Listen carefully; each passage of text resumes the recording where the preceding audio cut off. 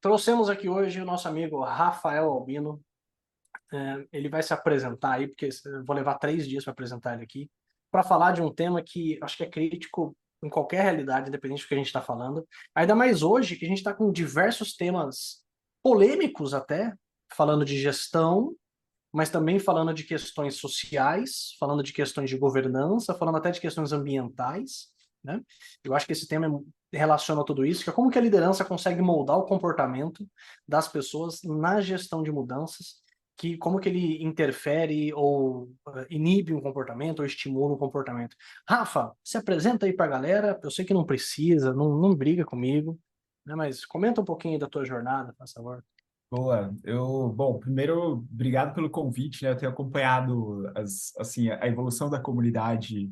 Eu brinco que eu prefiro ficar low profile ali, vendo, né, assim, surgindo esses novos grupos, essas novas comunidades, porque acho que no final do dia, essa é a beleza de a gente ter estruturas distribuídas, criando conteúdo, promovendo discussões. Então, eu acho que é muito bacana ver, né, a Open Kanban e acompanhar, mesmo distante, assim, os movimentos que têm acontecido. Acho que um exemplo que tem sido bem rico para mim é ver o Bruno, por exemplo, postando, né, as coisas ligadas a métricas e tudo mais, porque acaba sendo um tema que lá em 2017 eu acabei publicando um livro, muita gente me conhece por conta disso, né? Mas eu acho que quanto mais gente estiver falando sobre o tema, praticando e aplicando, mais a gente vai pulverizando esse tipo de conceito dentro do dia a dia das organizações. Então aqui eu tenho acompanhado muito o Bruno, né? O conteúdo do Bruno aqui dentro da Open Kanban tem sido muito rico. Então, assim, me apresentando, eu sou o Rafael, as pessoas costumam me conhecer por Albino, eu sou do interior de São Paulo, então vocês vão perceber, né, o meu sotaque, o meu R puxado, assim, ele vem lá de Bauru. Eu gosto acho que, assim, né, o Felipe estava trazendo um pouco dessa faceta que as pessoas me conhecem, é doutor pela USP, trabalha no Nubank. Doutor premiado Isso, da ouro. recebi, né, recebi uma menção honrosa, minha tese recebeu uma menção honrosa, né, o ano passado, enfim. Mas eu acho que é interessante até para vocês saberem de onde eu vim, assim, eu sou filho de mãe e pai professores. Então, toda essa ideia de conhecimento, de consumo de conhecimento, ela vem muito, né, vem da base, vem da minha fundamentação, assim. Então, eu acho que isso, de alguma forma, foi modelando um pouco esse interesse que eu tenho por aprender conteúdos novos e entender também que as empresas, as organizações, elas acabam sendo fontes desse tipo de aprendizado. Então, eu brinco que eu não tenho uma carreira linear, então dificilmente vocês vão ver assim, não, estava na posição X, depois na posição Y, depois subi para aquilo e tal, porque eu particularmente não acredito nessa ideia que foram colocando para a gente de que você tem que ir passando de fase ou passando de série, né, que vem lá desde do ensino fundamental e que a vida ela é um checklist, assim, né, que escrevi um livro, plantei uma árvore, tive uma filha, um filho, isso é o suficiente para você zerar a vida. Eu acho que o bom, o curioso da vida é você estar, né, você viver no estado presente. E por conta disso, eu estou hoje numa posição de liderança no Nubank, numa área que é uma área que não é da minha formação. Eu estou na área de pessoas e cultura, também conhecido como RH, e liderando uma célula, assim, né, uma estrutura que é de liderança, cultura e performance.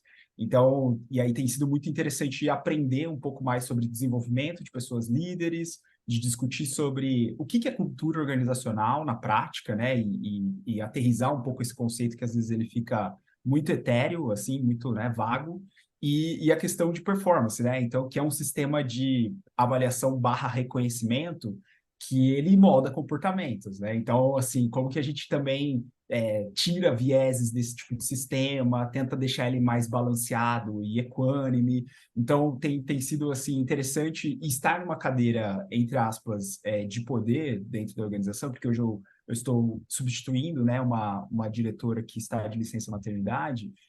Tem sido interessante também para saber dos dilemas ali de você ter que tomar decisões super no curto prazo, mas também pensando para o longo prazo, enfim. Então, acho que tem sido divertido, mas tem prazo de validade. Eu até falei, essa executiva ela volta agora em novembro, e aí eu falo, graças às santas divindades e orixás, assim, que ela volta, porque É assim, é muito bacana, né, ocupar esse tipo de cadeira, mas é muito estressante, muito desgastante, muito político. Então, eu prefiro, né, ter flexibilidade do que ficar preso no poder, assim, né? Então, acho que esse é um pouquinho de quem eu sou e onde eu estou nesse momento. Pô, legal. E é um contexto, um tanto que, como você falou, um tanto diferente, né, de que você está acostumado, né, Rafa? Você sempre esteve acostumado em trabalhar mais próximo de gestão de processos, de fluxo, agilidade, né? Trabalhou aí um bom tempo na tal, uma tal de empresa chamada Plataforma Tech, né? Inclusive eu fiz entrevista lá na época, não passei. É até engraçado que a gente olha o antes e o depois, né? Quanto que a gente pega essa relação, né? E hoje, atuando nessa área que você está, olhando para pessoas, você sente que é algo que está mais próximo daquilo que você acredita como profissional ou como pessoa, das coisas que você quer causar de impacto? Ou você sente que esse de fato é um momento passageiro, que em outro momento você vai voltar ou dar um próximo passo? Como que você está enxergando essa posição hoje? Eu acho que é interessante, especialmente para a gente que está aqui vivendo nesse século XXI, que eu acho que tem quatro elementos, principalmente dentro dos ambientes organizacionais, que eu tendo a ter curiosidade sobre eles, e pessoas é um desses elementos. Então, assim, eu gosto muito de pensar organizações em negócio, então é muito numa perspectiva de sustentabilidade do modelo de negócios, inovação no modelo de negócio. Eu acho que é importante a gente criar repertório para falar sobre isso, porque aí é o impacto traduzido para quem é investidor, lucratividade, coisas do gênero, porque eu acho que isso, e aí, né, você, Felipe, estudando ESG, assim, a gente sabe também que não é só, digamos assim, né, o lucro no curto prazo, mas a sustentabilidade disso também para a sociedade. Então, negócios é um tema, e aí está sendo muito interessante, foi muito interessante ser consultor lá na época da plataforma Tech, porque isso me deu acesso a vários tipos de negócios, né? Seguros, a questão das próprias fintechs, local web como uma empresa de provedores, né? E tal, e serviços de, digamos assim, de hospedagem. Então, acho que esse é um pilar importante. O segundo pilar seria fluxo.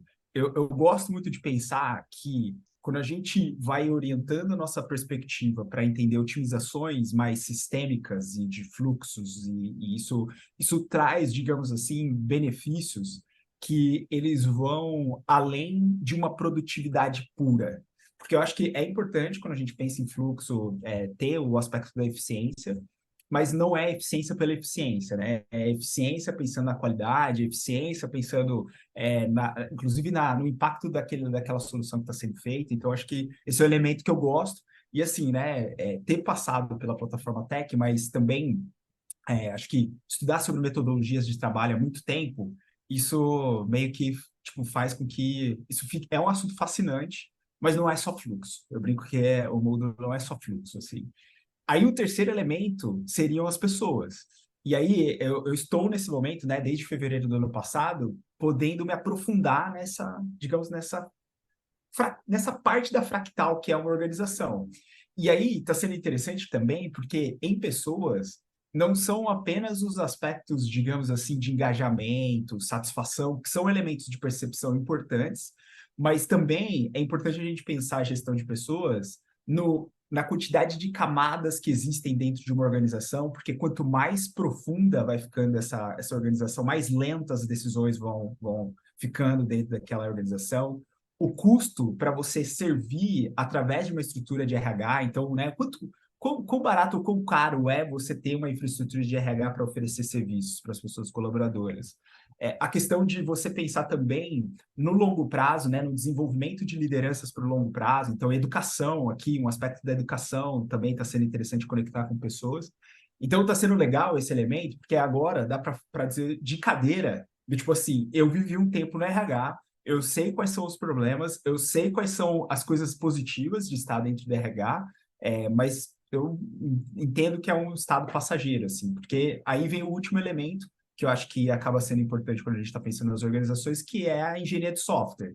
Então, eu acho muito interessante porque as pessoas falam assim, eu consigo construir produto digital sem conhecer tanto de engenharia. eu falo assim, beleza, concordo, porque aí, né, talvez você tenha ali fortalezas em pilares mais voltados para a experiência de uso, negócios e tudo mais, mas não dá para a gente ignorar que software é um ativo base das organizações no século que a gente está vivendo hoje. Software ou dados, né? Agora a gente vê inteligência artificial com as aplicações para trazer produtividade, eficiência de fluxo e tal. Então, assim, eu brinco que não dá para ignorar software. Não dá para dizer assim, ah, não, eu não vou querer minimamente me interessar sobre esse assunto. Acho que o mundo que a gente vive, ele demanda esse tipo de repertório mesmo que mínimo. Então, eu estou tentando flutuar muito nesses 4 domínios, assim, nesses 4 elementos. E aí tentando falar, pô, beleza, acho que agora está na hora de ir um pouco mais para negócio e menos. Ah, agora deu para perceber um pouco mais de fluxo e tal. Então, eu acho que com esse modelo mental, isso tem me ajudado a também navegar e, principalmente, né, chegar e não ficar fixo no rótulo, né? Ah, então, eu sei disso, só sei daquilo. Eu brinco que eu sei um pouco de tudo e tô bem com isso, tá tudo certo de não ser, tipo, especialista em vertical nenhuma dessas, assim. E é engraçado que assim, a gente vai ver revistas, livros, né? Se você pegar o Instagram, por exemplo, você vai ver lá um post que fala, ó, seja especialista, daqui para frente a Forbes falando, olha, especialista é quem vai ganhar dinheiro. Aí daqui a pouco você vê um livro sendo lançado no dia seguinte falando, olha, generalistas é que vão ganhar o mundo, né? Então, no final, acho que você tem que seguir o caminho que você se sente mais confortável, que é aquilo que as empresas precisam, que resolve uma dor, e que se conecta no final com boas soluções, né? E querendo ou não falar de gestão de pessoas, como você falou, né, tem tudo a ver com cultura e até os posts que você tem feito mais recentemente se conectam muito com esse viés e a relação que as pessoas têm com o resto da organização e vice-versa, né? E quando a gente pensa na relação de tudo isso, e até pegando o quarto pilar, você falando de engenharia de software, né, conecta que as empresas vão cada vez mais se digitalizar, né? Então, conectando esse momento de digitalização pós-pandemia, pegando esse momento de questões culturais, né, você sente que tem sido mais difícil estar no RH nesse momento pós-pandemia, né? No momento que a gente meio que acelerou a transformação digital, no momento que as pessoas estão saindo da realidade que elas estavam acostumadas nos últimos anos, ou você sente que só são desafios diferentes, que a gente só está enfrentando agora e tudo bem? Como é que você está vendo esse momento? Para mim, assim, Felipe, assim, uma pergunta muito boa, porque ela tem feito com que as estruturas de RH, e aí eu tenho, né, agora feito parte de algumas comunidades, interagido, né, com algumas pessoas da RH, elas começarem, né? Eu posso me colocar, nós começarmos a pensar assim, naquela ideia de experiência. Então, a jornada da pessoa colaboradora, a questão de como eu utilizo as tecnologias nos momentos que são relevantes dessa jornada da pessoa colaboradora. Como que eu crio, né, os famosos atalhozinhos ali que vão gerando, estimulando comportamentos ou freando comportamentos que não sejam tão positivos através de automações, feedbacks e coisas do tipo. Então, eu acho que, pelo menos o que eu tenho percebido o RH como, digamos, função tem lidado com uma quebra de paradigma. Até então, eu não sei se alguém aqui é da área de RH, mas tem um autor que é o David Ulrich, que ele criou um modelo de RH que ficou muito famoso nos anos 90 e ele começou a ser replicado e continua sendo replicado até hoje, que é um modelo que a gente tem pessoas que são parceiras de negócio, né, business partners, a gente tem as estruturas dos centros de excelência, que seriam lá os times de benefícios, os times de performance, os times, né, mais especialistas, as verticais mais especialistas. Aí tem um time mais de operações, departamento pessoal mesmo, né? Folha, a questão de férias e coisas do gênero. E aí você tem tecnologia, analytics, meio que juntando tudo isso e digamos ali, uma estrutura pensante de estratégia e liderança. Esse modelo ele foi criado nos anos 90 e ele continua sendo o design de estruturas de RH até hoje. Assim. E aí tem sido muito rico acompanhar movimentos onde as pessoas falam assim, não, mas espera aí, no final do dia, a pessoa colaboradora ela tem né, uma jornada ali de vários momentos, desde ela se interessar pela empresa até ela tomar a decisão de sair da empresa ou ser demitida, que, assim, vão impactando essa trajetória da pessoa dentro da organização. E acho que aí, conectando com essa questão da transformação digital, aí vem aquele tempero que é como que a gente embute, então, tecnologia dentro dessa experiência para ter uma jornada consistente, para que as pessoas elas consigam, de alguma forma, não perderem comportamentos ou até mesmo conexões que são importantes para promover colaboração. Então, acho que a beleza que está sendo interessante de estar agora vivendo esse momento do RH é que modelos híbridos, eles estão ali, de alguma forma, sendo cada vez mais usados. Então, aí é um pouco daquela ideia, né? 100% remoto, 100% presencial, híbrido. Como que a gente consegue refletir modelos, digamos assim, que sejam mais aderentes às necessidades e interesses tanto das empresas quanto das pessoas colaboradoras? Isso é uma pergunta super interessante que tem acontecido.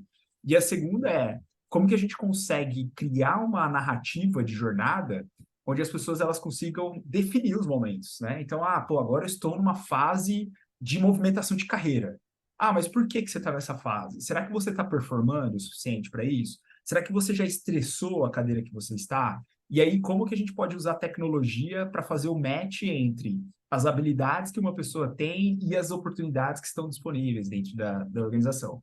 Então, tudo isso está acontecendo no universo de RH. Tem RH que está mais maduro, tem RH que está menos maduro, mas essa é uma discussão super, acho que rica e que tem sido instigante. Mas, fechando meu comentário aqui, como toda transformação e mudança do mundo, nada é simples, certo? Tudo tem a sua carga de resistência. Então, eu falo tudo isso, mas no meu dia a dia é muito convencimento, é muita análise de stakeholder, é muita conversa para poder fazer, quebrar modelos mentais, enfim, né? Então, que aí aquele post do LinkedIn, eu acho que ele tem feito até uma certa. Eu tenho, pelo menos, consumido alguns conteúdos da comunidade Kanban e eu acho que a galera está tentando, né, falar sobre esses elementos de modelos mentais e tal, e que eu achei meio assim, rotular que Kanban não fala sobre isso, a comunidade Kanban não está falando sobre isso, eu fiquei meio. Falei, putz, isso é uma das discordâncias, assim, do post. Bem, e no final, acho que eu costumo falar que se a gente fala de gestão de fluxo, a gente está falando da nossa vida no final, porque o fluxo é uma questão que está à nossa volta, né? Assim como negociação está à nossa volta, assim como lidar e falar com pessoas está à nossa volta, né? E os desafios que o RH tem acaba também como é que ele se torna essa área que talvez devesse ter sido desde sempre, quando a gente pensa em desenvolver pessoas, né? Não os outros aspectos, né? Mas como é que ela se torna de fato esse coach de carreira, né? No final, o RH, a parte de liderança de pessoas, deveria ser, ou dentro da sua maturidade, né? Esse coach de carreira do profissional, né? Mas aí a gente tem um intervalo nesse meio, né, Rafa? Eu acho que você vai concordar que é o líder, né? Ou a gama de líderes entre o RH e o profissional, né? E se a gente for estudar, por exemplo, a administração mais tradicional e a visão Lean, né? Liderança tem definições completamente diferentes, né? Numa visão mais tradicional, mais mecanicista, o líder ele é o batedor de martelo, né? Ele é aquele cara que fica lá na ponta do navio lá. Não sei se alguém sabe, mas essa história do batedor de bumbo tem a ver com isso, né? O cara lá na guerra, nos navios, ele batia lá um tambor para dar o ritmo da coisa, né? E no Lean é o contrário, né? O líder está ali para possibilitar autonomia com níveis de responsabilidade aceitáveis, né? Nesse cenário, o Rafa, pensando que você tem, né, entre o RH e as pessoas aqui, seja pessoa no nível operacional ou tático, tem a meiuca, né? O que você tem visto de desafios para o RH não ser tão operacional, né? Porque não deve fazer isso, ele não pode ir lá direto na raiz, ainda mais numa empresa que tem às vezes 300, 400, mais que isso, né? O Nubank ele está beirando quantas pessoas hoje, mais ou menos? Brasil. Brasil, 5.600. Não dá para o RH ser operacional. Mesmo que você tenha um exército de BPs, né? Ainda assim. Como que está sendo o desafio desse intervalo, né, da liderança que é direta do profissional, ou da média liderança, ou até mesmo da alta liderança, que também teria que formar a média liderança? Como é que está sendo esse desafio? É interessante, Felipe, porque até pegando o comentário que o Rogério trouxe aqui, né, das lideranças elas serem espelhos ali, né, dentro das estruturas, porque de fato as pessoas elas vão se moldando em cima daquilo que elas percebem, elas veem, assim, né, elas interagem, colaboram. Eu acho que tem uma discussão que eu tenho tentado trazer para a estrutura de RH que é óbvio que as pessoas, elas importam, assim, então, tipo, uma liderança consistente, uma liderança sólida, uma liderança que ela carregue uma série de pensamentos, modelos mentais e questões que ali elas vão inspirar as pessoas que estão à volta dela, isso, assim, de fato, vai influenciar o meio. Só que, de forma sistêmica, isso não escala, porque isso fica muito isolado dentro daquela estrutura onde aquela pessoa líder está. Então, uma das discussões que eu tenho trazido e tenho feito com o pessoal ao invés de nós mapearmos apenas as lideranças, os estilos, os perfis e tudo mais, por que não discutir também sobre os sistemas de incentivos e os sistemas de reconhecimento? Então, porque a partir do momento que a gente começa a entender como as pessoas elas são avaliadas dentro do ambiente, como as pessoas elas recebem promoções, como as pessoas elas recebem aumentos salariais, como as pessoas são estimuladas ou são reconhecidas pelo trabalho que elas executam ali. Isso tudo, de alguma forma, esses elementos moldarão aquilo que está se passando dentro daquele ambiente. Então, e intervir no sistema vai gerar efeito e depende menos das atrizes e dos atores, que seriam as pessoas gestoras, líderes e tudo mais. É óbvio, né, que elas geram ali efeitos no ambiente, então elas podem gerar resistência, elas podem falar assim, não, sempre foi assim, o sistema de avaliação não vem com mudança, não. Agora, esse negócio de querer deixar o sistema de avaliação mais equânime, do tipo assim, para remover viés, não vem com isso aqui, não. Eu, né, sempre avalio bem as minhas queridinhas, os meus queridinhos aqui, e avalio mal aquelas, né? Então, óbvio que esse tipo de tensão vai ser colocado quando a intervenção ela acontece nos sistemas, mas eu acho que pensando em sustentabilidade e longevidade das mudanças, isso tem sido um tipo de questionamento legal. E qual que tem sido, tipo, o elemento para a gente fazer esse tipo de análise do terreno, né? Porque é isso, tem tanta coisa que dá para fazer que a gente tem que priorizar, né? Já diria que, né, a gente está numa comunidade Kanban, né? Limite ou controle do trabalho em progresso, né? Gerenciar esse volume de coisas que estão acontecendo em paralelo. Um dos, digamos assim, dos elementos que está sendo incrível usar são os próprios dados. Então, assim, quando você tem uma empresa numa escala de 5.600 no Brasil, mais 8.000 globalmente falando, você tem, digamos assim, uma quantidade de dados sobre como as pessoas escrevem feedbacks, como as pessoas elas interagem no comunicador interno, né, que é o Slack, como as pessoas que vai permitindo fazer uma modelagem de comportamentos que não depende apenas da business partner, da pessoa business partner chegar e dizer, não, olha, aquela liderança ali, ela é difícil. Tá, mas ela é difícil por quê? Assim, né? O que caracteriza esse rótulo dela ser difícil, assim? Então, acho que não deixar, obviamente, de pensar de forma nos espelhos, que são as lideranças, acho que isso sim influencia, mas tentar trazer esse viés dos sistemas para que eles, de fato, sejam alterados e que as coisas, né, elas se ajustem a partir dos sistemas. Acho que esse está sendo, assim, e aí, né, dizendo o que me atrai demais de estar dentro da estrutura de pessoas e cultura. É isso, assim, porque aí o sistema vai moldar. Ele, de alguma forma, vai expurgar gente, ele vai reter e atrair pessoas de determinado tipo de perfil. Então, é isso tudo para que, no final do dia, a empresa consiga gerar o resultado que ela espera, assim, né? Então, acho que aí, trazendo referência aqui para a galera que está, né, nos acompanhando, acho que, assim, o livro do Peter Senge, da Quinta Disciplina, ele é um convite para a gente ir trazendo, né, a lentes sistêmicas aqui livro da Donella Meadows, por exemplo, Thinking System, né, ou Pensando em Sistemas, que foi traduzido agora para o português, também é um outro livro que, pum, opa, peraí, agora estamos aqui criando uma perspectiva. Mais recentemente, eu tenho estudado junto com o Celso Martins sistemas dinâmicos, porque aí é um pouco daquilo, não é só você modelar o sistema, é você pensar tipo, em embutir dinâmicas de feedbacks de reforço, feedbacks de balanço de forma mais intensa e dinâmica. Então, acho que no final do dia, acho que pensar em sistemas pode ajudar a gerar as mudanças, não dependendo apenas das pessoas, mas sistemas. E é uma discussão bem interessante, né? Até se quiser depois, Rafa, dar algumas indicações de conteúdo sobre essa parte dos sistemas dinâmicos, né? Mas é bem interessante porque, como você falou, eu estou usando as pessoas, mas eu também não estou usando as pessoas para provocar esses estímulos, né? E sim as regras que regem aquele ambiente de forma estruturada, né? E como que eles se comportam a partir de mudanças pequenas.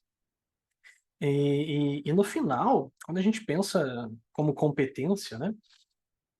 Pensar em pensamento sistêmico, falar de mentalidade de sistemas é um negócio, é uma competência que é pouco ensinada, se a gente for pensar, né? Falando em educação no Brasil, seja numa educação, não estou nem falando de ensino médio, né? Falando em faculdade, em pós-graduação, é bem difícil a gente achar um curso que tenha, né, esse assunto, né?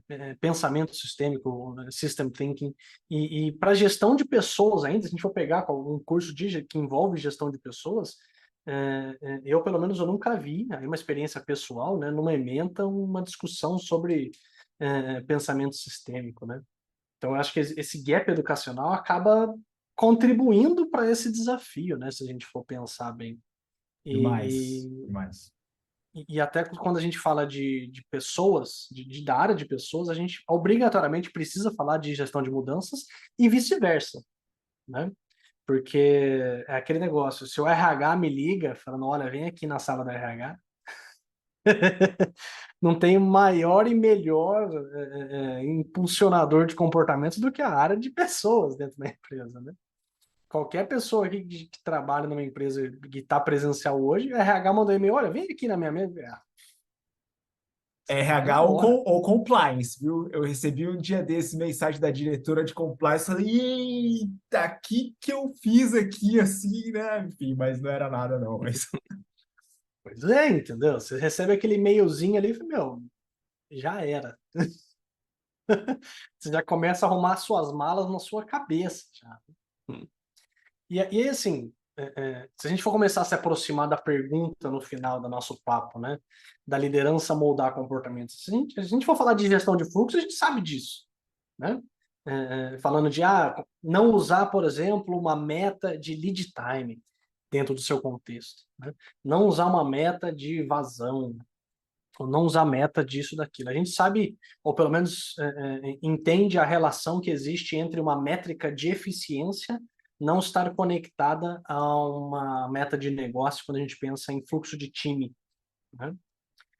Mas, dado que existe esse efeito sistêmico da liderança, o quanto que você acha que de fato a liderança consegue influenciar no comportamento das pessoas quando a gente pensa, por exemplo, em mudar um processo? Qual que é esse nível de influência, no final das contas, que o líder vai ter quando por exemplo, imagina que a galera aqui trabalha com agilidade ou com gestão e tudo mais. Nós sabemos o que a gente quer trazer de melhoria, a gente percebe que aquilo vai ser melhor, que aquilo entrega resultado, sabendo que tipo de influência o líder você sente que ele vai causar no final das contas, mesmo ele sabendo dos benefícios, e por que você acha que ele tem esse comportamento, cara? Quais são os elementos aí que interferem para ele ter esse nível de pensamento? Essa, assim, eu acho que é um ótimo ponto, sim, Felipe, porque eu entendo que a gente não pode falar de liderança sem conectar com poder. E aí, por que que eu estou trazendo esse tipo de perspectiva? Existem lideranças que são lideranças situacionais ou lideranças que, de alguma forma, elas acabam emergindo dentro dos ambientes, mas que se elas não estiverem, de alguma maneira, munidas, e aí eu vou até usar um termo, eu não gosto muito dessa coisa de militarização, assim, mas se elas não estiverem carregando ali potinhos de poder, assim, né, ou tiverem capital social e capital econômico para gerar algum tipo de mudança, talvez a liderança ela atinja um determinado tipo de limite, falando dentro aqui de organizações privadas, né, estruturas organizacionais. que é um pouco do universo, porque eu acho que em outras instituições, acho que tem outras dinâmicas de poder, assim, mas na essência, poder acaba sendo um elemento importante. Por que que eu estou colocando tudo Não vamos isso? entrar, nem entremos nessa seara. Isso, mas, né, por que que eu estou trazendo isso? Porque, querendo ou não, a liderança, assim, pessoas líderes ou pessoas que são gestoras, diretoras, coordenadoras, né, aí eu acho que vai muito numa questão de se a gente está falando de um papel, de um cargo dentro da organização, essa pessoa, ela carrega algumas expectativas e algumas responsabilidades em cima daquela, digamos, daquilo que ela está exercendo. E eu acho que aqui entra uma reflexão interessante, que é o tom que ela coloca em cima da forma como ela se comunica, da forma como ela toma as decisões, da forma como ela, inclusive, conduz as mudanças nas quais ela lidera, isso tudo vai influenciar o meio, né? Eu não sei vocês, mas eu já tive a oportunidade de ter lideranças altamente ansiosas. O que que essa ansiedade dessa pessoa refletia no ambiente? Né? Pessoas correndo uma atrás das outras ali tentando se resolver, enfim, caos. Basicamente era isso, caos. Eu já tive lideranças que eram lideranças mais voltadas para microgestão, queriam saber no detalhe o que estava acontecendo, o que isso gera de efeito dentro do ambiente, altas necessidades de detalhamento sobre as coisas que estão acontecendo. Eu já tive lideranças que eram super gente boas, assim, no sentido de orientação a pessoas e tudo mais, mas confusas. Elas não conseguiam ter uma linha lógica de raciocínio. O que isso gerava de efeito dentro do ambiente? Pessoas perdidas, assim, né? Então, eu acho que não dá para a gente ignorar a influência que a liderança tem dentro do ambiente, né? Então, acho que é super importante. E por isso que é tão chave, como organização, a gente tentar pensar em sensores que nos ajudem a saber o quão efetivo está sendo aquela gestão. Aí eu não estou falando nem de liderança, mas aquela gestão para aquela estrutura. E aí eu volto para os quatro, né, as quatro entidades aqui que eu comentei, porque se o negócio tá bacana, então meta de negócio bombando, só que engajamento e satisfação baixa das pessoas, isso vai gerar saída, né, de pessoas, turnover, evasão em algum momento. Se negócio está bacana, mas fluxo não está legal, em algum momento vai vir uma concorrente, uma empresa concorrente, vai trazer uma solução que talvez vai impactar o negócio, porque a gente não está conseguindo entregar, né, novidades e novas características de produto. Se negócio está bacana, produto, então estamos entregando de alguma maneira, mas a qualidade técnica está se, né, diminuindo, se deteriorando, no médio prazo, talvez esses resultados aqui de negócio e de entrega, eles não se sustentem. Então, eu acho que avaliar as pessoas líderes e as pessoas gestoras, avaliar uma gestão em cima dessas quatro perspectivas ou de perspectivas mais holísticas, vai trazer essa tal sustentabilidade para os ambientes. Então, eu acho que, e aí está sendo muito legal, porque discutir internamente aqui com algumas pessoas, tipo assim, beleza, sua meta de curto prazo você está batendo, lindo, maravilhosa, mas e se você sair amanhã? O que fica desse jeito de operar dentro dessa estrutura? Será que esse jeito ele não depende apenas do seu estilo? Será que é sustentável a nível de mecânicas de governança? E aqui a gente pode falar um pouco sobre isso. Mecânicas de governança, a estrutura que você modelou, assim, né? Então, eu acho que todos esses elementos eles são importantes para a gente trazer essa sustentabilidade da gestão e da liderança. E por isso, para mim, acho que eu fecho meu comentário aqui, dificilmente a gente vai ter lideranças iguais, assim, gestores, cada pessoa tem a sua identidade, seu traço, mas quando a gente joga para governança, para sistemas, para modelos, métricas e coisas do tipo, é porque a gente está querendo trazer, digamos assim, terceirizar elementos que são base para uma boa gestão. Então, a liderança da pessoa ela vai ser aquele recheio ou aquela cor que vai traduzir ambientes incríveis de trabalho, ambientes de desenvolvimento, ambientes carrascos, né? Ambientes, enfim, que às vezes eles não são tão positivos assim. E no final, pegando essa perspectiva que você colocou, acho que a análise da relação de poderes, né, o impacto que o poder e a forma como eu expresso esse poder causa no meio ambiente, eu acho que é fenomenal ter esse pensamento, porque no final você começa a entender o comportamento das pessoas. Tem uma frase dos Jogos Mortais, E o Jigsaw, ele fala numa cena lá, ele fala, pô, quando... Bom, já faz um tempo, né? Então eu posso falar. Né? Pô, Jogos Mortais faz uns anos já. Tem um dos filmes, acho que é o Jogos Mortais 6, que o policial lá, que meio que é o aprendiz, né? Fala, pô, mas como é que você acredita que isso vai acontecer, né? Ele falou, olha, a partir do momento que você consegue descobrir o comportamento das pessoas, elas deixam de ser surpresas, né? Você deixa de ser imprevisível, você já consegue saber o que vai acontecer. Então, essa análise comportamental ela acaba sendo extremamente relevante até para entender as relações de poder de quem está acima desse líder, né? Tem uma frase, o rapaz que fala muito de business agility, né? Luiz, eu não lembro de pronunciar o nome dele. O Parzianello, Parzianello. Pajanello, isso. Ele fez um post esses dias, cara, e eu não consumo muito conteúdo dele hoje, mas ele fez um post esses dias que eu achei, assim, um pedaço desse post, né, que foi fenomenal. Que eu estou vendo isso acontecer na prática, né? Que muitas vezes um líder, ou o líder do líder, né, a alta liderança, tem uma ideia de que ele é um cliente interno, né? Ou acaba se comportando como um cliente interno. E aí, como que é o desdobramento disso no ambiente dele, na liderança, naquele pedaço dele ali, né? As pessoas não estão ali mais para entregar os resultados, e sim para fazer esse amiguinho feliz, né? Eu tô ali para atender o que essa pessoa precisa. E aí eu desfoco completamente do objetivo da empresa. Eu achei isso um negócio que foi uma faca no estômago, assim, cara, que faz total sentido, né? E às vezes a pessoa nem percebe. E eu peguei aqui uma pergunta interessante da Juliana, e aí se conecta muito com o tema, e Ricardo, eu não estou te pulando não, tá? É mais a conexão com o papo que a gente teve aqui. É, a Juliana perguntou um negócio que eu achei bem conectado com o que a gente falou agora, que ela entende muito o ponto de liderança. Aí, Juliana, se você quiser também falar, tá? Para fazer a pergunta aqui, às vezes eu estou lendo aqui, mas se quiser abrir o microfone aqui para fazer a Eu vou pergunta, fica à abrir aqui, vontade. mas tudo bem? Boa noite, todo mundo. Tudo bom?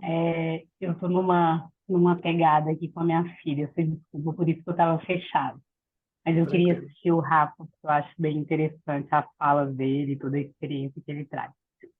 Eu tenho um ponto, assim, Albino, que eu vejo cada vez mais exercendo a liderança. A gente tem uma tendência muito forte. Eu entendo bastante esse ponto, né, de liderar, tem que ser um exemplo, mas eu sempre fico muito naquela assim, será o quanto a gente também está preparando os liderados para tirar essa questão que o líder dele sempre tem que ser exemplo, tem que ser a pessoa que tem resposta para tudo, tem que ser a pessoa que vai estar sempre bem para cuidar de todo mundo, para tirar um pouco dessa culpabilização de tudo sobre o líder, sabe? Eu sempre fico com essa questão. O líder, sim, ele é incentivado e ele tem como papel fazer as pessoas darem o melhor de si, incentivar, fazer acontecer, mas o quanto também a gente está focando todos os acontecimentos que uma organização precisa nesse ritmo exponencial que a gente vive somente na figura do líder, sabe? Aí eu queria ouvir um pouco da sua opinião. Juliana, assim, é incrível, incrível esse comentário, porque eu acho que ele vai conectando com alguns elementos culturais, aí vai um pouco para aquela ideia, né? Cultura, comportamento e coisas do tipo, que a gente acaba replicando, às vezes, nos nossos sistemas de educação.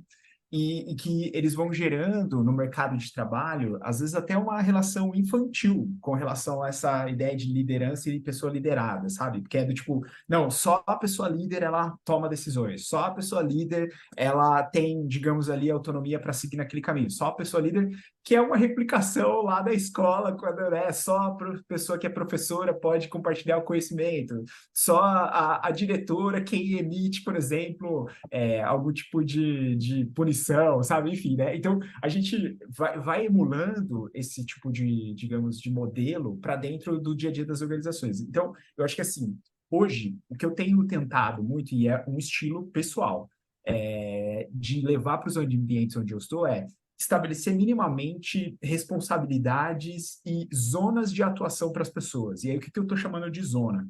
É como se fosse, assim, liberdade numa caixa. E aí, assim, é um pouco daquela ideia de, olha, aqui estão as fronteiras, os limites que você pode atuar como pessoa, e aí esses limites são muito orientados a restrições de grana, restrições ligadas, por exemplo, ao quanto a pessoa ela não precisa me envolver para tomar uma decisão e tudo mais. Então, a gente estabelece esse contrato com as restrições, e dentro dessa zona, a pessoa ela segue. Então, hoje, por exemplo, né, sendo uma pessoa que está sendo gestor de pessoas que são pessoas gestoras, eu falo, eu não quero saber de tudo. Eu falo, eu não quero, eu não preciso saber de todos os detalhes, eu não preciso saber de o que está te levando a tomar esse tipo de decisão. Porque a gente tem estabelecido esse protocolo, é só seguir ele, respeitar ele, porque isso, inclusive, vai ser usado lá na frente no seu sistema de avaliação de performance, porque aí, né, a gente tá aqui com isso alinhado e alinhado. Isso vai ser importante, inclusive, para considerar você para uma promoção, porque às vezes você estressou tanto a restrição que você já está tão preparado, sabe, para explodir essa cerca das restrições, que agora é hora de você voar para um papel acima, né, ter mais responsabilidades e tudo mais.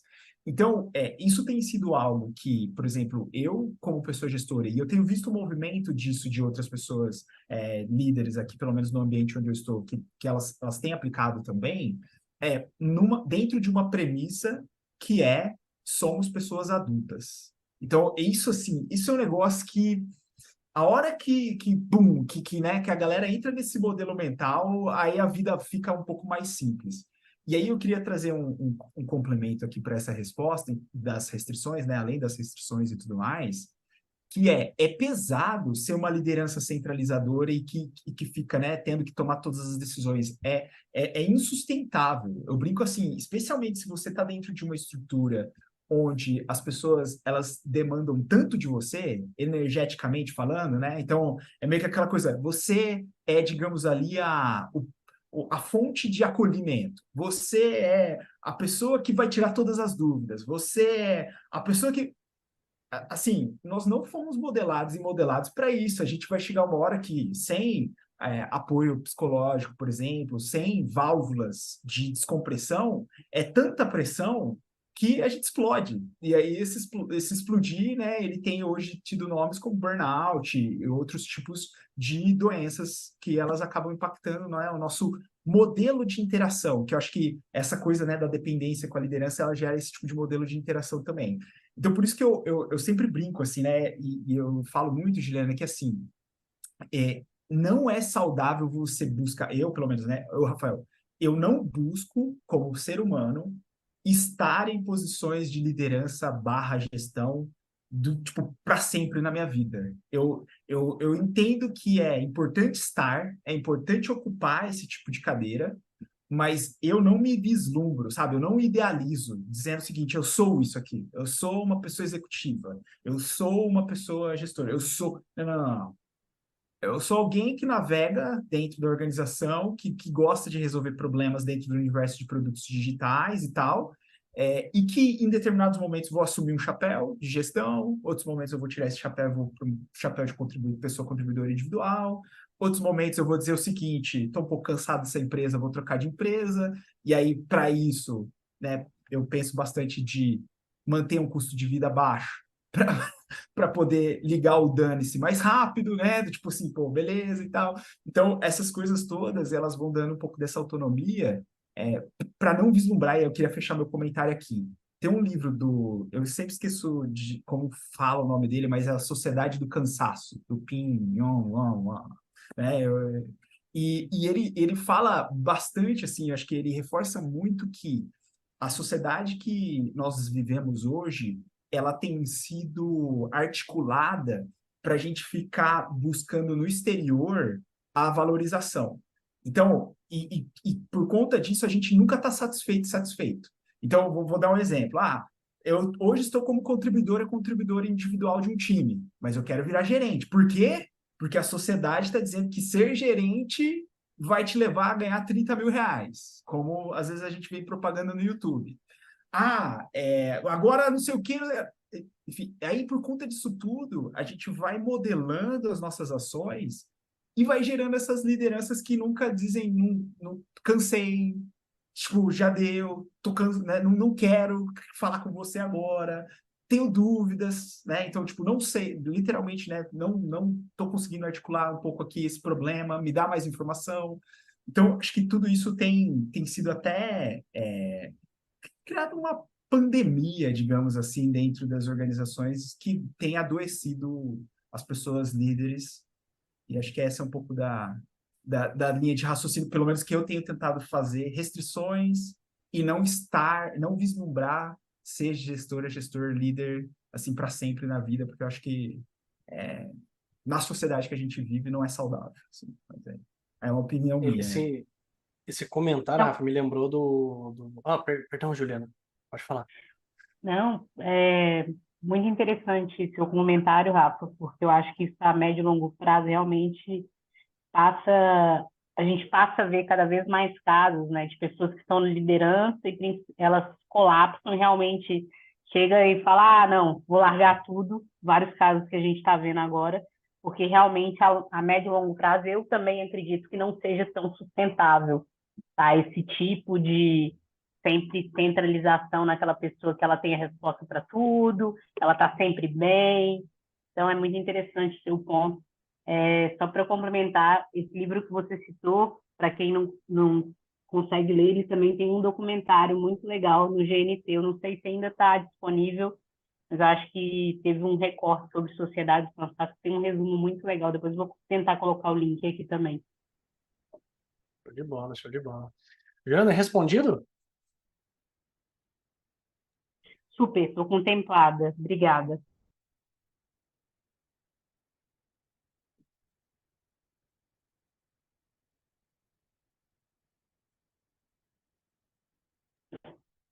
E acho que o Pois, Felipe Felipe congelou, travou. travou. Mas fala, Rogério. Então, eu botei até aí no chat, mas eu já passei por um cenário que, assim, foi muito estranho, entendeu?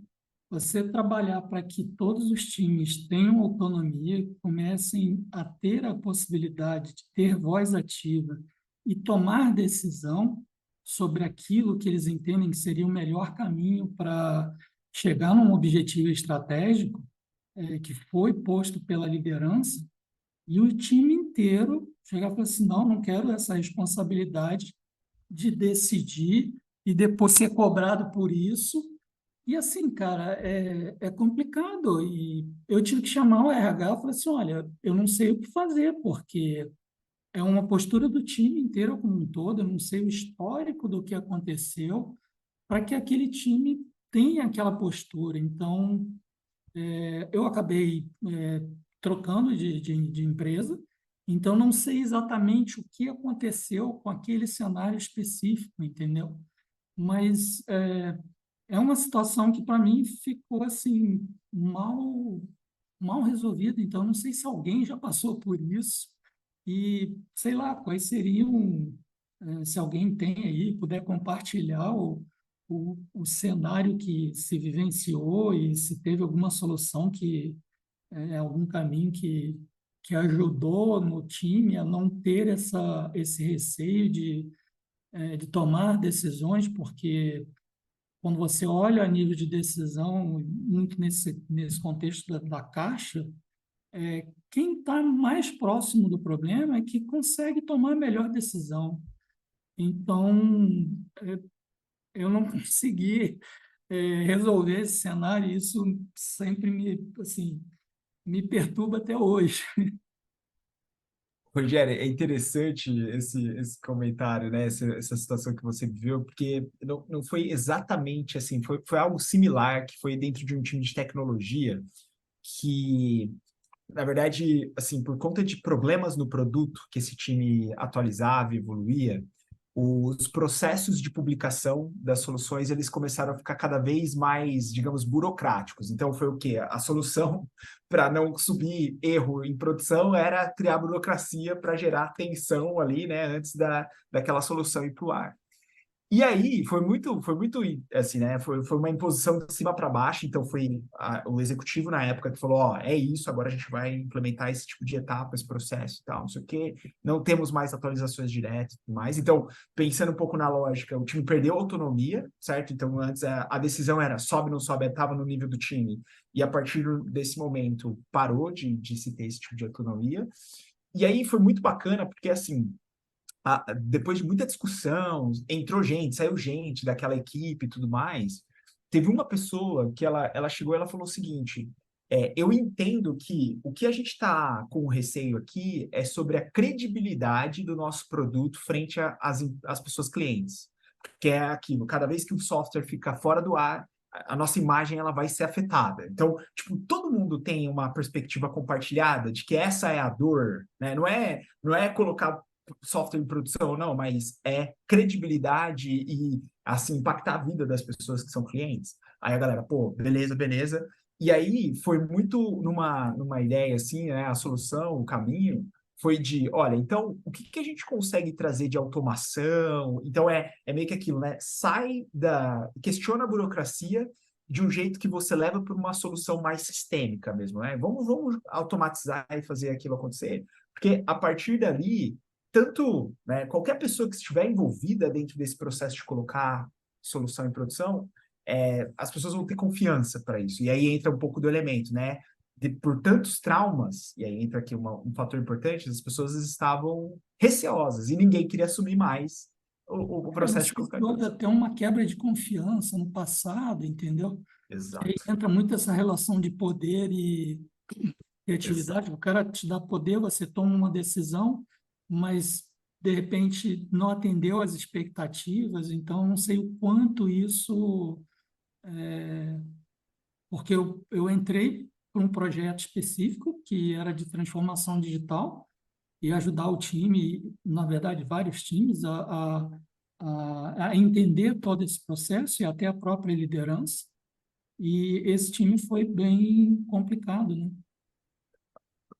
Aí eu imagino a pressão desse time também, né, Rogério? Assim, para conduzir a transformação, assim, sabe, as expectativas em cima, né? Era complicado. E Imagina. tinha algumas pessoas que é bem naquela linha de liderança emergente, que são pessoas antigas, que conhecem muito da empresa e conhecem muito do produto, e o cara falava, cara, isso aqui não vai dar certo. E ninguém escutava o cara. Então, eu não sei até que ponto, assim, aí entra uma falha de comunicação, talvez, por parte da liderança em realmente escutar aqueles profissionais que têm uma experiência e têm uma bagagem em termos de conhecimento dentro do ambiente que eles estão, porque são bem antigos, e, no entanto, não tinham, assim, a minha percepção é que a voz dele não simplesmente era abafada, entendeu? Não, não, não. É isso, assim, acho que, e olha que coisa interessante, né? Às vezes vai ser você desfazer o time e tentar reconstruir esse time, ou, né, fazer algum tipo de intervenção mais de ruptura mesmo, ou os sistemas daquele ambiente, eles estão tão solidificados, e aí aqui até usando, né, o termo, tão burocráticos, porque burocracia nada mais é do que estabilidade, né? E a gente buscar estabilidade. Então, tão estáveis que aí, assim, tipo, se a empresa não tiver com um problema financeiro muito sério, vai ser muito difícil fazer essas estruturas, assim, né? Mudar, né? Então, é muito Legal, valeu. bom demais, Rogério. É interessante isso, né, Rafa? A gente já falando de engenharia, a gente sabe, a gente fala de qualidade, né, e tudo mais, princípios, né? E a gente sabe não, mas a gente entende que se eu estou tendo problemas para, por exemplo, lançar algo em produção, eu tenho que criar mecanismos que detectem esse problema antes de acontecer, eu crio restrições sobre as pessoas, não sobre o processo, né? Porque é muito custoso fazer, não, porque tem que fazer isso e aquilo, mas o custo sistêmico da falha processual ele é maior do que a falha humana nesse cenário. Ainda mais quando você aplica essas restrições, que agora não, só vamos lançar uma vez por mês e de madrugada e com a aprovação do diretor. Mas isso não acontece no Brasil, é só Só na na Dinamarca. Suíça, só na Isso. Suíça. Rafa, então, esses pontos que você colocou, não só nessa fala, mas na anterior, né? E aí a internet não quis que eu falasse, mas eu vou ser rebelde e vou comentar. Me lembraram muito do Clóvis de Barros Filho, né? Com o Perseguidor de Cenouras, né? Quem não conhece essa fala, né? Você viu esse vídeo já, Rafa? Quem não conhece essa fala, procura depois, pessoal. Perseguidor de Cenouras, né? É uma fala bem interessante porque nos faz entender uma questão muito de propósito de vida, né? E como que a gente conecta isso com as coisas que a gente trabalha.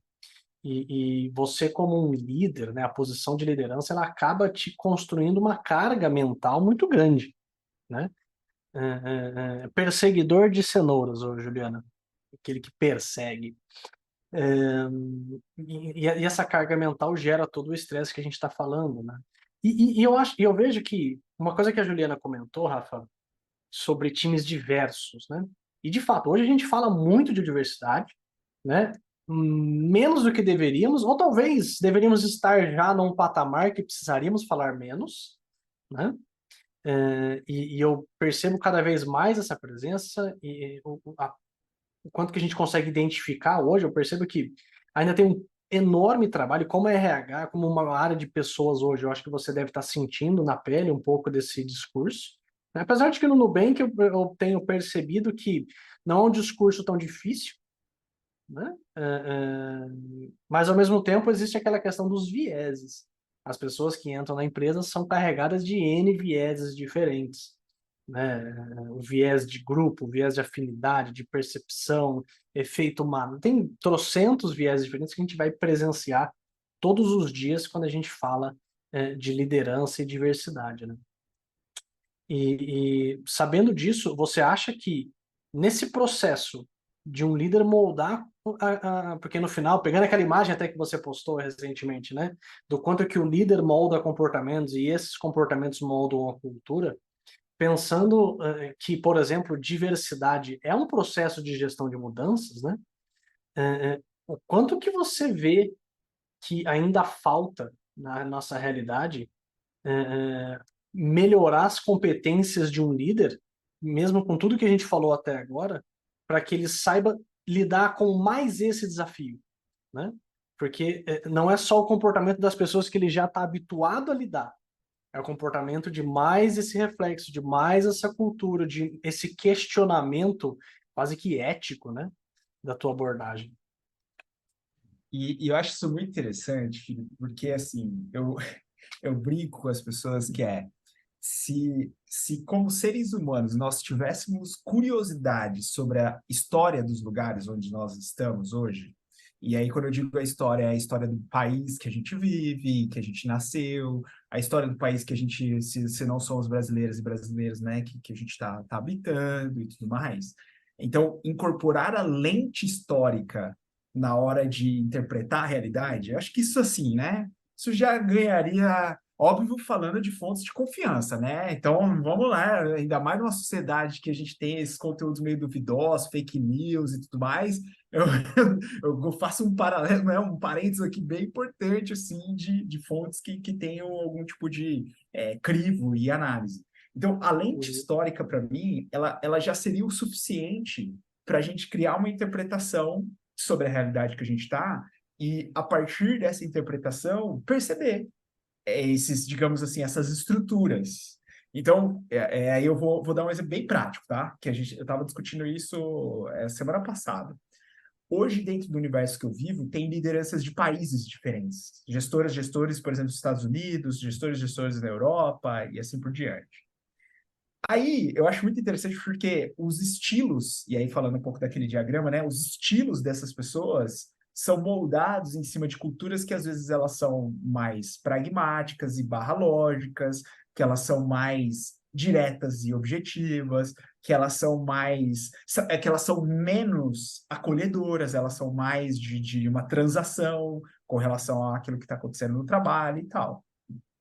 Aí vem a voz do julgamento. Isso é bom ou ruim?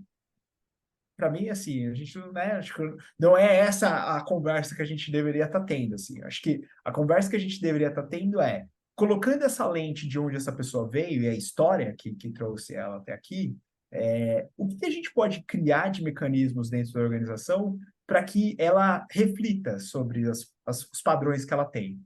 E aí, né, tipo, de onde que, assim, a minha cabeça ela tá indo muito para esse lado, recentemente, da lente histórica, depois de ter lido o livro A Teoria U, do Otto Scharmer, assim, que quando o Otto, ele fala sobre a gente, de alguma maneira, questionar os nossos padrões, e aí ele fala assim, você quer acessar o seu ponto cego, aquilo que, de alguma forma, né, vai lá na sua essência, você tem que questionar os seus padrões, você tem que lidar com a voz do julgamento, você tem que lidar com a voz do cinismo, você tem que lidar com a voz do medo.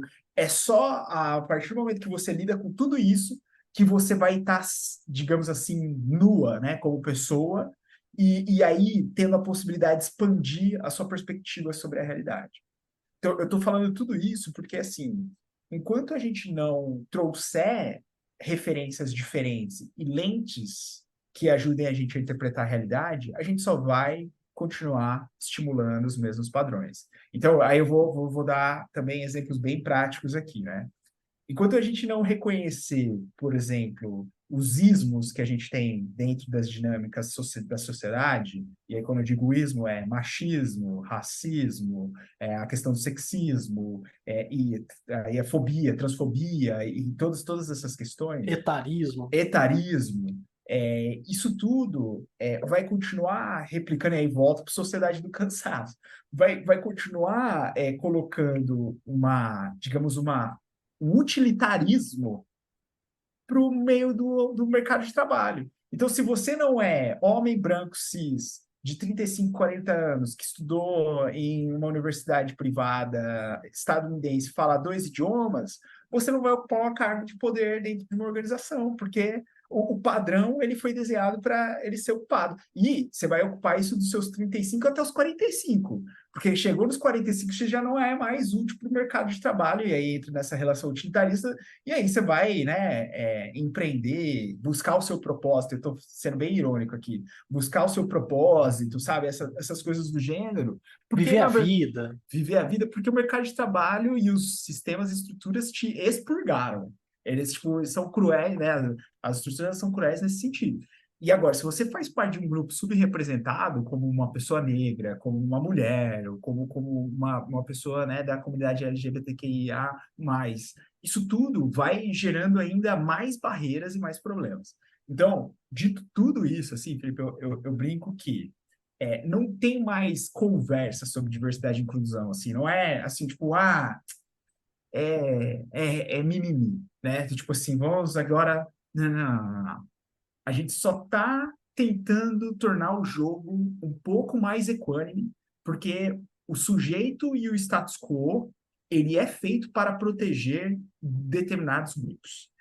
E aí, hoje, é bonito você colocar em relatório de ISG, por exemplo, quantidade de pessoas dos grupos subrepresentados que compõem a sua organização. Então, tem um lado, um aspecto também que o mercado ele é tão manipulador que ele valoriza isso também hoje em dia. Ele fala assim, eu vou aumentar o seu valuation, né, o valor da sua empresa, porque você coloca no relatório que você tem esse tipo de iniciativa, você tem lideranças que são mulheres, você tem lideranças que são pessoas pretas e pardas, e assim por diante. Então, eu acho que pelo menos isso tem sido uma causa que eu tenho lutado nos lugares que eu passo, assim, e eu acho que ela só acontece, ou ela tem uma força maior pelo interesse em saber da história. É simples assim. Se a gente... É só isso, só isso. Então, quando as pessoas falam assim, eu odeio história, eu falo, não faça isso, se interesse pela história. É isso que vai fazer com que você questione o presente e mude o futuro. É a partir do entendimento do passado. Tipo, porque a jornada que tá trazendo a gente até aqui, ela foi construída e ela deixou, né, pegadas, caminhos, marcos e coisas do gênero. E quanto mais a gente vai entendendo e criticando, né, pensamento crítico, mais a gente vai gerando essas transformações. Então, De novo, fácil. Nem um pouco. Ainda mais quando você está né, em fóruns que a galera tem uns discursos meio... Aí você fala Torto aí, assim, né? então ela tá bom, então vamos lá, né? Dá aquela respirada. Hoje em dia, no mundo remoto, fecha a câmera, aí dá aquela, né, aquela xingada, aí abre a câmera, poker face. É isso mesmo, né? Mesmo. Vamos lá, agora vamos discutir aqui sobre esse aspecto e tal. Né? Então, Pois eu acho que é é. um pouco disso. Cara, eu achei fenomenal esse seu comentário. E, assim, eu tenho falado um pouco de ESG ultimamente, né? Eu dei uma paradinha para replanejar algumas coisas, tá? A ideia é que a gente volte a falar, mas se a gente for pensar como empresa, né? Eu faço um processo de advisory numa empresa que, durante a última discussão que a gente teve, cara, foi interessante que na conversa ali, eu falei, cara, você acha que as pessoas têm medo de você? Eu acho que elas têm sim, mas isso é da cabeça delas, né? Elas têm que elas precisam mudar isso na cabeça delas, né? Que eu não sou assim. E aí ele falou sobre uma outra coisa, eu faço o mesmo viés, né? E aí eu falei, cara, você precisa questionar um pouquinho as suas verdades, que pode ser que para você elas tenham que mudar esse pensamento, mas existem diversas coisas que a gente faz que conectam com esse comportamento. Se você chega num ambiente, ele se silencia, né? Ele muda o seu comportamento e se incomoda e fica mais acanhado ou não fala mais sobre um assunto, isso não é uma questão somente dela, né? E um exemplo disso eu tive contato com o CEO de uma seguradora um tempo atrás que precisava muito de mais eficiência, de mais métricas, porque ele precisava que as pessoas se sentissem menos sobrecarregadas. Olha que interessante, né? Ele notava as pessoas sobrecarregadas, com altas cargas horárias e tudo mais, e queria que elas trabalhassem menos. As pessoas resistiram a isso, porque normalmente alta gestão querendo saber sobre eficiência não tem a ver com saúde mental, tem a ver com uma visão de microgestão. Então, a liderança precisa entender que existem traumas, e dá para a gente chamar de trauma, né? Principalmente um profissional de início de carreira pega uma situação dessa, né? Nós fomos formatados em traumas, seja na infância, seja na adolescência, seja na vida profissional. Nós somos formatados para seguir certos modelos de raciocínio, e os líderes principalmente, né, Rafa? A forma como a gente aprende hoje, ela é muito industrial, né? Ela é muito mecanicista. Se vocês forem comparar a estrutura organizacional, e aí você vai lembrar do prefácio da quinta disciplina, né? Se você pegar a estrutura organizacional da escola, da igreja, do exército, de uma empresa tradicional, é a mesma estrutura, né? Isso molda uma série de coisas no decorrer desse caminho, né? E falando de diversidade, Rafa, eu fico, assim, é um assunto que para mim me incomoda bastante hoje, né? A gente tem que ficar discutindo essas coisas ainda, né? Eu li recentemente um livro pequenininho, que é da Djamila Ribeiro, né? Que é o Manual Antirracista. E é um livro, pessoal, de 70 páginas. E ele mostrou para mim um negócio que eu já sabia, né? Que era a questão do racismo não é o quanto que eu falo para o Rafa e o que o Rafa fala para mim. É uma questão de estrutura, né? Não só o racismo, né? Mas eu acho que o racismo hoje ele fica tanto o racismo quanto a questão de gênero, né? É uma questão estrutural, né? E é um negócio quando você começa a raciocinar, quando você começa a observar o quanto que isso é estrutural, você começa a ficar com medo, né? Como que isso afeta a realidade das pessoas. Se a gente for parar de pessoas negras, né? Não é porque a gente teve a liberdade, né, a abolição da escravatura há pouco mais de 100 anos atrás, que de fato as pessoas se tornaram livres, né? A gente tem, não sei se as pessoas que estão aqui no nosso papo sabem, mas a gente teve incentivo de embranquecimento da sociedade no início do século XX. Tá? A gente está falando de 100 anos atrás. Muitos direitos que a mulher tem hoje não tinha há 70, 60 anos atrás. né? Então, assim, não é tanta coisa. Sua avó já estava nascida nessa época, entendeu? Rafa, eu vou te fazer aqui uma última pergunta, senão eu vou dominar essa conversa aqui. Nós vamos ficar a noite inteira conversando, porque é maravilhoso ouvir você falando, a sua linha de raciocínio, a forma como você pensa sobre as coisas. E eu vou te fazer uma pergunta mais difícil, porque assim, eu fiz até agora foram muito fáceis, eu acho.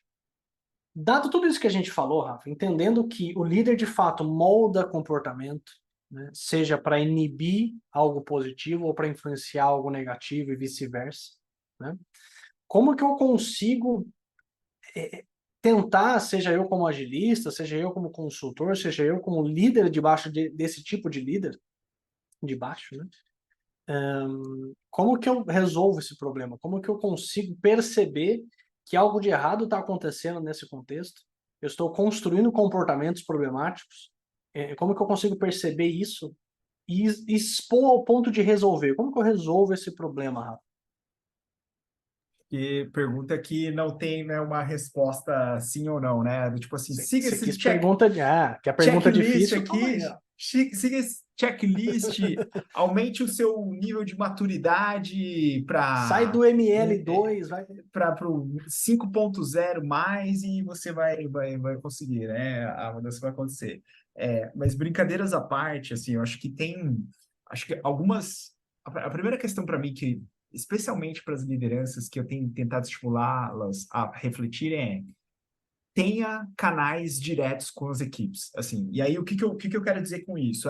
Crie espaços dentro das agendas para que vocês, como pessoas líderes, tenham minimamente aquela possibilidade de troca. Porque, às vezes, fica a agenda da pessoa líder, a gestora, vou voltar até o tema aqui, a pessoa gestora, ela é tão atribulada que a gente não consegue ter minimamente ali aquele momento de escutar. Tipo assim, me conta aí, Felipe, o que está rolando? Quais são as insatisfações ali dentro da estrutura, que a métrica, que, né, ou, digamos, os outros sensores que são mais acionáveis ou que são instaláveis, assim, eles estão trazendo.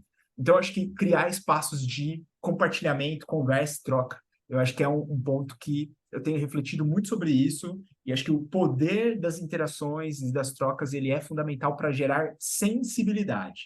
Então, eu acho que é natural, especialmente em estruturas onde a escalada ela começa a fazer com que a pessoa fique mais distante do dia a dia, isso faz com que elas se dessensibilizem as pessoas. E é natural, é uma dessensibilização natural, porque é tipo filtro do filtro do filtro, informação que já vem meio que mastigada e tudo mais. Então, canais diretos de comunicação é a primeira questão que eu acho que, independente se é gestor ou gestor, se é agente de mudança, porque a gente só vai gerar sentido da mudança se a gente está se conectando e se sensibilizando.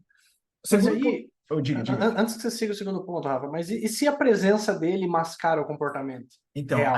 Então, eu acho que é por isso que, para mim, esse tipo de conversa, ela tem que ser muito um a um, assim, ela não pode ser uma conversa, tipo, né, que acontece aqui, tá 5 pessoas num Zoom, e aí, tipo assim, não, beleza, e aí, gente, tá tudo bem? Nossa, alguma insatisfação? Silêncio. Ninguém abre a câmera, ninguém abre o microfone, né, silêncio. Aí, tipo, você como agente de mudança, assume, não, está tudo bem. Aí você anota lá, não tá tudo bem, assim, né? Então assim, depois desse encontro, fala assim, ô fulano de tal, fulano, vamos tomar um café virtual aqui, ou tomar um café presencial, se for, né, no mundo mais físico. E aí, acho que esses debates do 1 a 1, eles são, para mim, chave. Então, tem que ter espaço. E aí, o segundo ponto que eu ia trazer é um pouco daquela ideia de entender o que essa pessoa líder tem medo. Porque se ela está agindo num ambiente que ela está cerceando as decisões, acesso à informação e tal, é porque ela está com algum medo. E assim, cavucar medo de gestor e gestor é uma arte. Porque aí é meio que aquilo, você tem que minimamente buscar uma credibilidade com aquela gestora, com aquele gestor, para que a pessoa se sinta confortável e confiando em você. Porque a partir do momento que se estabeleceu essa conexão, aí a mudança vai acontecer. Então, vou dar um exemplo aqui. Esse foi um caso também bem emblemático para mim. Facilitando retrospectiva. Eu lembro o ano, 2015, setembro de 2015. Eu lembro do ano e do mês e da situação. Só não posso falar a empresa cliente, que era uma cliente da plataforma Tech. Tava lá com facilitador, tal, ali, beleza, gente, é isso aí, vamos analisar a sprint aqui, o que que aconteceu, e tá. A product owner da estrutura, ela chega, ela coloca os post-its. E a pessoa especialista em qualidade escreve assim, a PO não faz o trabalho dela. Pá! E coça. Pum! Aí, eu falei assim, e aí, né, bom, que vai acontecer? Que eu vou fazer aqui? Tipo, como que a gente vai conduzir isso aqui, assim, né? Foi bem isso, tipo, falei, meu Deus do céu, eu falei, aí eu fui naquela do tipo assim, pô, gente, aqui a gente está avaliando o fluxo, né? A gente está avaliando aqui nosso ciclo de desenvolvimento, de construção de produto, aspectos mais voltados para pessoas, a gente, né? Vou tirar esse post-it aqui, porque não é a nossa prioridade aqui na retrospectiva, enfim, dei toda aquela, né, aquele rebuliço. Saí daquela reunião, eu chamei o gerente de desenvolvimento, que era líder, né, dessa pessoa da qualidade, falei assim, ô fulano, seguinte, você está sabendo de algum conflito entre a pessoa de QA e a pessoa PO? Aí ele falou assim, não. Eu falei assim, então, deixa eu só te dar um sabor, gente, temperar um pouco aqui, ó. Aconteceu isso dentro da retrospectiva e tal. A partir dali, por ter levado essa informação para ele, ele começou a, o quê? A ter um pouco mais de sensibilidade sobre o que estava acontecendo no ambiente. Aí ele começou a reparar nas coisas. Opa! E aí foi muito engraçado, né? Faço um parênteses rápido aqui, que esse gestor, antes de demitir essa pessoa de qualidade, ele falou, Albino, me fala, qual é a sua opinião? Devo demitir ou não devo demitir? Eu falei, eu como consultor não sou pago para tomar decisões. Essa é uma decisão sua. Eu não tenho nada a ver com isso e não vou dar minha opinião, porque eu não sou pago para dar opinião com relação a isso. Esse é um problema seu.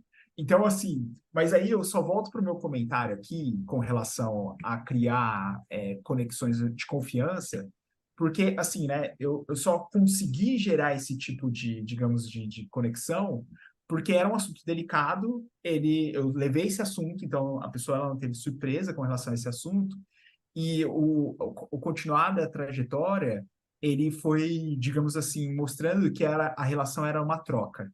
Então, eu fecho meu comentário. Então, o primeiro, a gente conseguir criar canais. O segundo, a gente conseguir criar credibilidade barra confiança com essas pessoas gestoras. E o terceiro ponto, gente, é assim, como pessoas nos ambientes organizacionais, eu acredito muito que o aprendizado, ele acontece na prática. Então, como agente de mudança, chegar e falar o seguinte, vamos falar sobre como gestão molda comportamentos. Gestores moldam.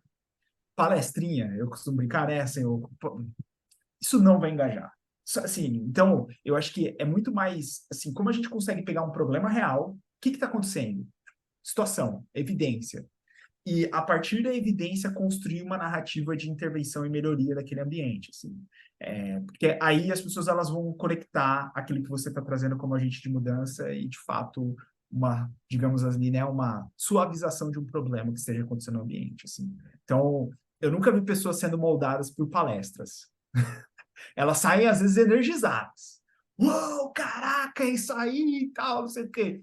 Tá, mas a mudança ela só vai acontecer na prática, no dia a dia, né? Então, meu terceiro comentário seria esse, conectar aquela mudança com algum tipo de problema e situação real que esteja acontecendo. Bom, e no final você sai da palestra motivadaço, aí você chega no muro da lamentação empresarial da sua empresa, bate a testa e pronto, volta ao normal 3 dias depois, né? É isso. O Alisson Vale tem um diagrama que eu gosto bastante quando ele fala nos cursos dele, que é de você como ser humano, e aí é de um filósofo que eu não vou lembrar o nome, você tem a realidade e você tem o que você vislumbra como idealização. E aí existe um gap entre a realidade e aquilo que você idealiza, certo? Quanto maior é a amplitude desse gap, dessa lacuna, mais frustração.